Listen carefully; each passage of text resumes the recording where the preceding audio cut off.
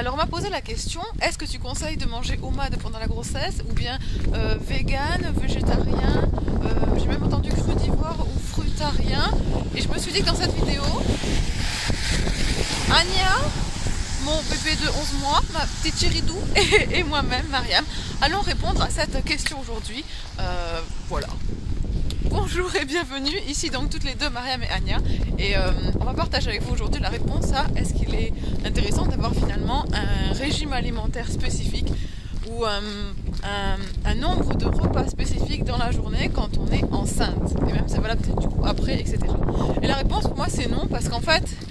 ça marche pas, ça dépend en fait sur quelle voie vous êtes. Si vous êtes sur une voie où vous décidez que vous voulez correspondre à un label, beaucoup plus que être en santé et suivre votre intuition et votre corps,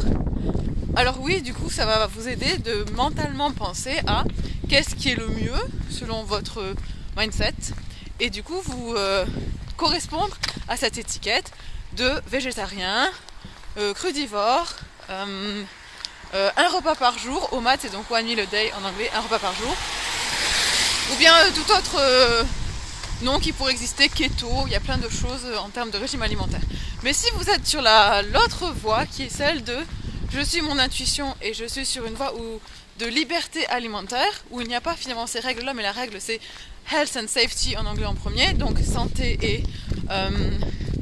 précaution, en fait suivre son bien-être en premier. Du coup vous regardez votre passé, votre mode de vie, ce que vous faites déjà avant d'être enceinte, et vous suivez ça naturellement. Donc si vous pratiquez déjà OMAD avant d'être enceinte naturellement, vous ne pensez pas spécialement à ne manger qu'un repas par jour, mais c'est naturel parce que ça découle de votre mode de vie, qui est un mode de vie qui est nourrissant, parce que vous faites des choses qui vous plaisent, qui vous nourrissent, et du coup vous n'avez pas envie de manger plus qu'un repas par jour. Ben, quand vous êtes enceinte, vous continuez en fait, ça ne change pas, il n'y a pas de changement qui opère. Il y a une exception à cela,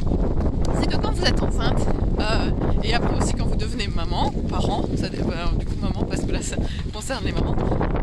vous avez un autre être vivant en vous, vous avez un autre être humain qui est à l'intérieur de vous et qui décide aussi, vous n'êtes pas la seule personne à décider. Du coup ça veut dire que vous n'avez pas le contrôle sur tout. Donc si votre enfant il décide, moi aujourd'hui je voudrais manger ce matin, même si toi tu ne manges pas normalement le matin,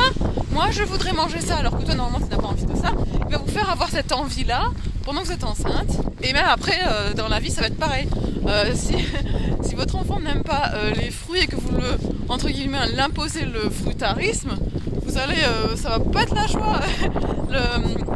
ça va pas être la joie en fait d'être parent pour vous, et ni pour votre enfant. Il faut se dire que tout ce qui est, il y a beaucoup de gens ici, tout ce qui est restrictif et contrainte, donc je sais un petit peu là moins devant, tout ce qui est restriction, même si on se dit que c'est pour X raisons, la santé, le bien-être, la préservation de la planète, des animaux, tout ce qui est restrictif, ça va créer, ça va pas créer la joie en fait, ça va être l'inverse, ça va créer le manque,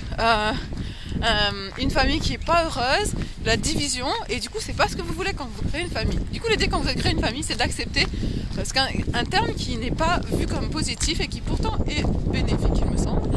si on revoit la définition de ce terme, c'est la notion de sacrifice, c'est de revoir en fait vos préconçus mentaux, enfin de revoir vos croyances et de vous dire mettons les croyances à plat et laissons en fait la communauté que je crée à travers avoir un enfant faire des choix ensemble, parce que sinon si vous êtes la seule personne ou même en couple à imposer telle ou telle croyance à votre enfant, ça va être difficile après quand votre enfant pour la socialisation de votre enfant, quand votre enfant rencontre d'autres enfants, parce que eux les enfants ce qu'ils veulent c'est juste le partage en fait, ils s'en fichent après de ça vient des animaux, ça c'est maltraité. Quand ils commencent à comprendre, à avoir plus accès à leur capacité mentale, dans le sens comprendre que telle chose c'est plus comment dirais-je humainement correct que d'autres, alors là ils peuvent eux faire leur choix, mais leur imposer ça quand ils n'ont pas encore de, quand ils fonctionnent seulement au ressenti, aux émotions et à la connexion au partage, c'est difficile. Voilà, simplement un point de vue que je vais partager. Donc choisissez votre voie, la liberté alimentaire qui elle